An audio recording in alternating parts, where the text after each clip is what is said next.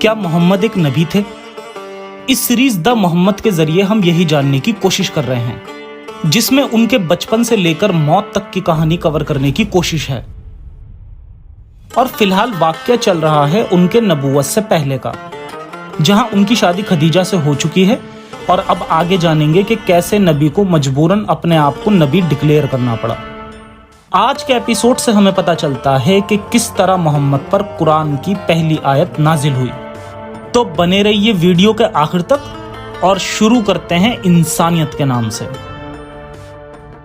ये अब तक हमने जाना कि इस्लाम के आखिरी नबी यानी हजरत मोहम्मद की जिंदगी नबूवत मिलने से पहले किस तरह की थी। मोहम्मद साहब की जिंदगी हमेशा अकेलेपन में ही बीती, यहाँ तक कि इनकी शादी खदीजा से होने के बाद भी मोहम्मद साहब की जिंदगी इसी तरह ही बीतती रही, जिसमें ये हमेशा ही खुद के ख्यालों में खोए रहते थे। जबकि खदीजा इनकी बहुत केयर करती है और उस वजह से खदीजा का अपना बिजनेस भी ठप होने लगता है।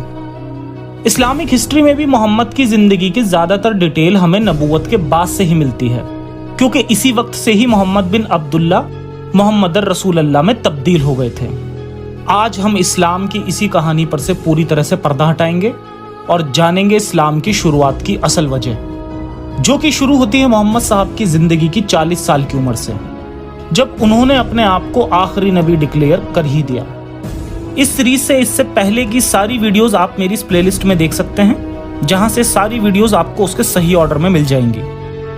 तो चलिए चलते हैं नबी के दिमागी फितूर से शुरू होकर कुरान की पहली आयत आने के सफर पर।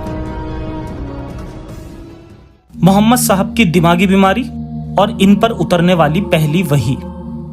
जैसा कि हम सब जानते हैं कि मोहम्मद साहब की 40 साल की उम्र से नबूवत मिलने के बाद से ही इस्लाम की असल शुरुआत होती है।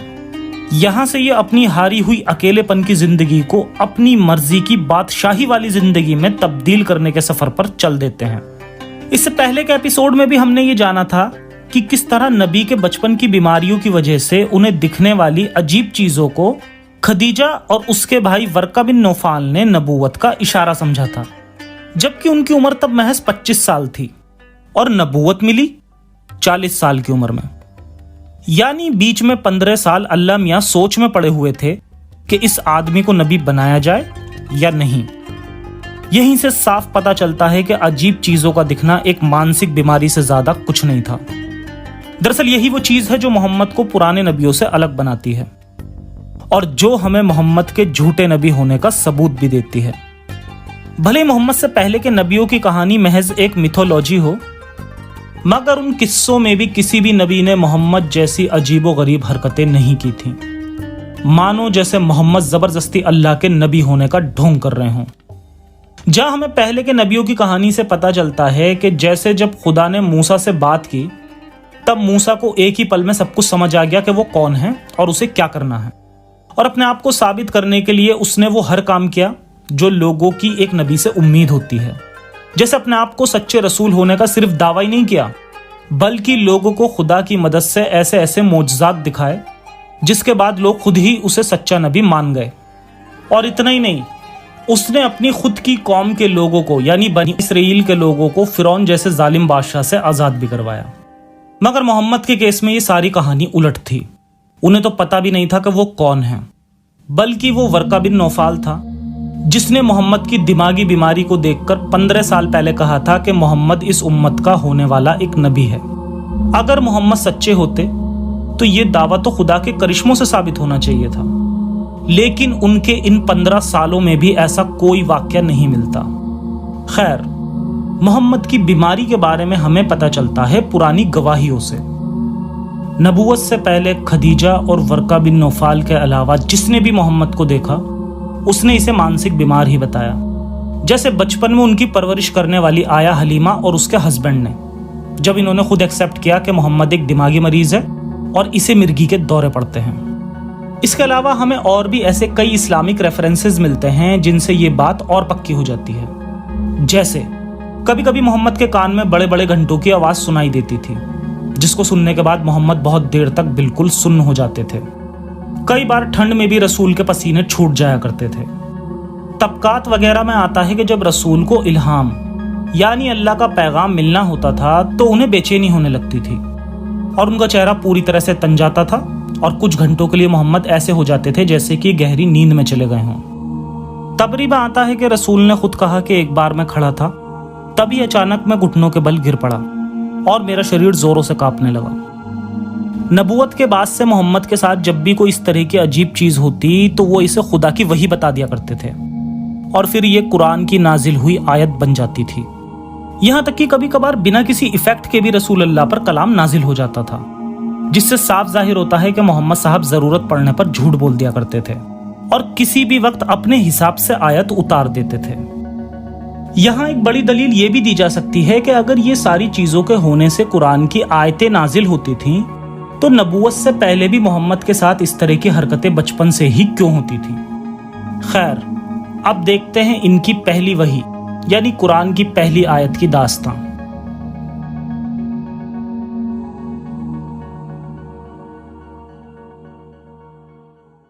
नबूवत से पहले जब मोहम्मद की उम्र करीब 37 साल की थी, तब इन्हें मक्का में कोई नहीं जानता था।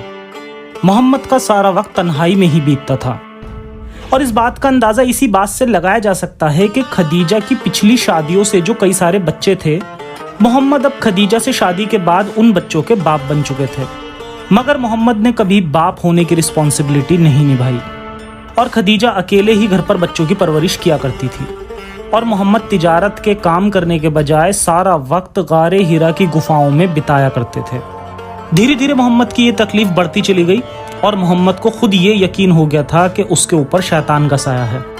हजरत मोहम्मद खदीजा से फरमाया करते थे कि जब भी मैं तन्हाई में जाकर बैठता हूँ तो मुझे अलग अलग आवाज़ें सुनाई देती हैं और अलग अलग चीज़ें दिखाई देती हैं, और जब मैं जाग रहा होता हूँ तो मुझे एक रोशनी नज़र आती है, जिसके नतीजे में हजरत मोहम्मद बहुत डर जाया करते थे और कहा करते थे कि आवाज़ें सुनने में मुझे इतना डर लगता था कि मैं सोचता था कि कहीं मुझ पर जिन यानी किसी शैतान का कोई असर ना हो गया हो। ये सब बातें सुनकर मोहम्मद की बीवी खदीजा मोहम्मद को झूठी तसल्ली दिया करती थी कि नहीं, ऐसा कुछ नहीं है, आप पर कोई शैतान का साया नहीं है। नबूवत से पहले मोहम्मद साहब का अकेले वक्त बिताना तो आम था, मगर जब इनकी तकलीफें ज़्यादा बढ़ गईं तो ये और ज़्यादा अकेले वक्त बिताने लगे। यहाँ तक कि पहाड़ों में चढ़कर महीनों वक्त बिता दिया करते थे और जब इनके पास खाने की चीज़ें ख़त्म हो जाती तब ये पहाड़ से नीचे उतरते और सीधा खदीजा के पास जाते और घर से खजूर वगैरह लेकर तुरंत दोबारा से पहाड़ों पर चढ़ जाया करते थे। तो इस तरह ये पहले से भी ज़्यादा वक्त अकेले में बिताने लगे थे। मोहम्मद के अकेलेपनों को देखते हुए इस्लामिक तारीख दानों ने यह लिखा कि खुद अल्लाह ने ही मोहम्मद साहब के मन में तन्हाई और अकेलेपन में वक्त बिताने का शौक पैदा कर दिया था। इसके अलावा यही मुस्लिम स्कॉलर ये भी कहते हैं कि मोहम्मद अल्लाह की इबादत करने के लिए ही अकेले रहते थे, जो कि पूरी तरह से सच नहीं है।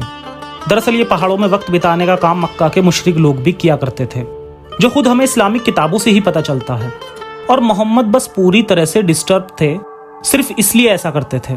खैर, इसी तरह रोज रोज पहाड़ों में जाने पर एक बार एक अजीब किस्सा पेश आया। मोहम्मद साहब ने खुद फरमाया कि मैं जब पहाड़ों पर था तो मुझे फिर से अचानक वही सब आवाजें सुनाई देने लगी।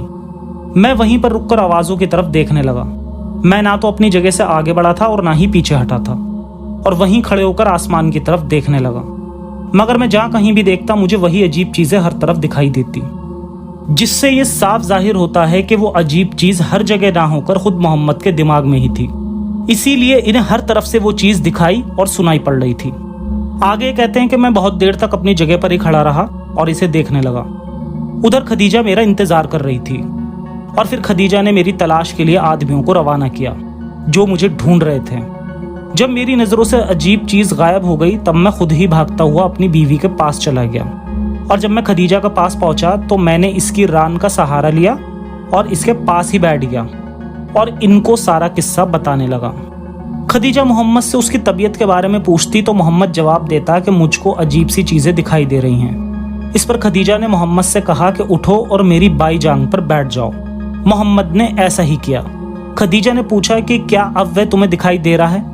मोहम्मद ने कहा हाँ। इस पर खदीजा ने कहा कि अब मेरी दाहिनी जांग पर बैठ जाओ। मोहम्मद वहां बैठ गए। खदीजा ने पूछा कि क्या अब दिखाई दे रहा है? मोहम्मद ने कहा हाँ। इस पर खदीजा ने कहा कि अब मेरी गोद में नीचे की तरफ बैठ जाओ। उन्होंने ऐसा ही किया। जब इन्होंने ऐसा किया तब भी वो शैतान मोहम्मद को दिख रहा था। फिर खदीजा ने अपना पर्दा हटा दिया। और जब ऐसा किया तब वो चीज मोहम्मद को दिखना बंद हो गई, जिस पर खदीजा ने कहा कि वो फरिश्ता था ना कि शैतान। अब जरूरी नहीं है कि यहाँ फरिश्ता खदीजा से शर्मा कर भाग गया हो, ये भी हो सकता है कि खदीजा के इस तरह के अमल करने से मोहम्मद का ध्यान भटक गया हो, जिस वजह से वो दिखना बंद हो गया हो। ये वो दौर था कि जब इंसान को दिमागी बीमारी और उसके इलाज की समझ नहीं थी, इसलिए मोहम्मद को खदीजा से झूठी तसल्ली ही मिलती थी कि वो अल्लाह के चुने हुए नबी हैं।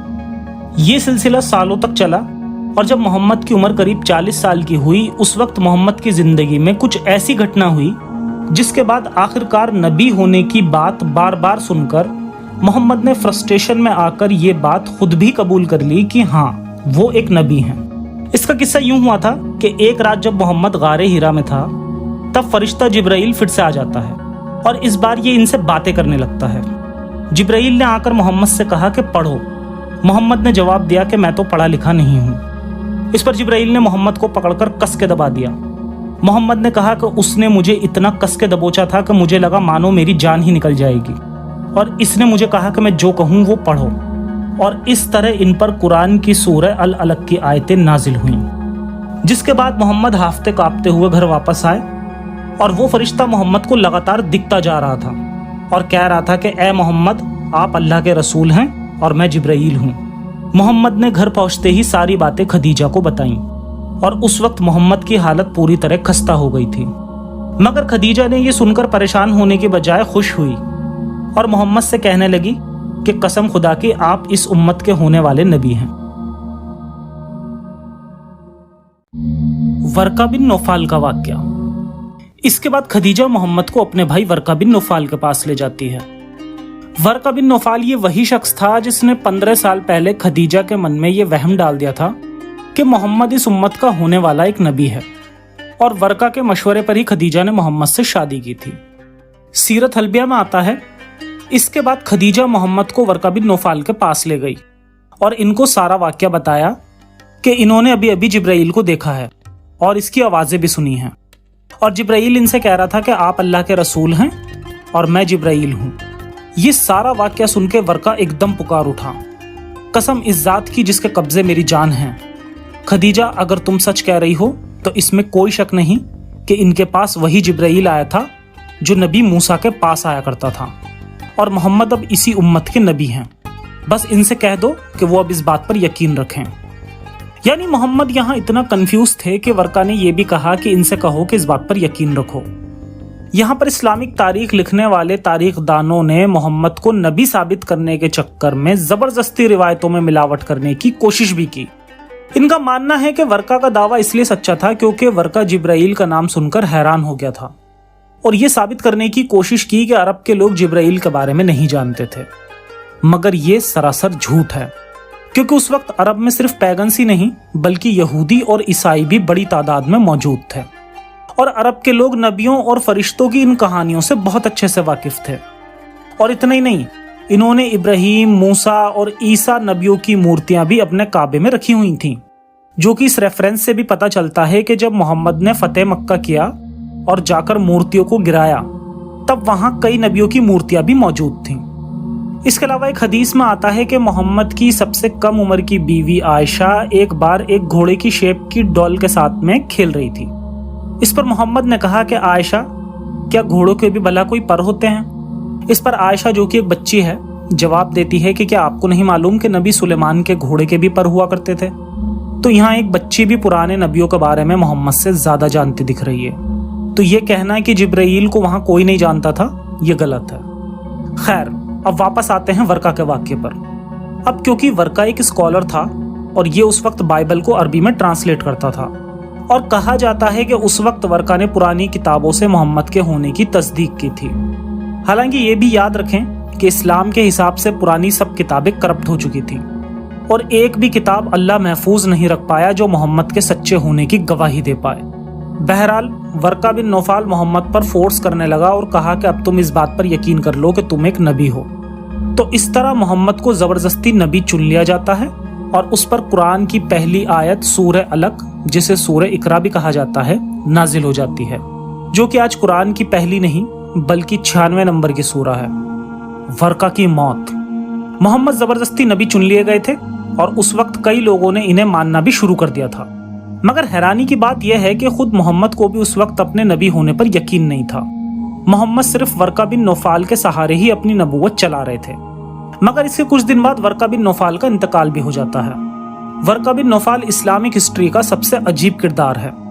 मोहम्मद का रिश्ता भी वर्का के साथ में कुछ अलग सा था, क्योंकि नबूवत के बाद से ही मोहम्मद ने अपने खानदान के लिए नफरत जाहिर की थी, मानो जैसे उनकी मौत से भी मोहम्मद को कोई फर्क ना पड़ा हो, जो कि आप इस सीरीज के इस एपिसोड में भी देख सकते हैं। खैर, उस वक्त मक्का में वर्का ही वो इकलौता शख्स था जिसकी मौत पर मोहम्मद ने गम जाहिर किया।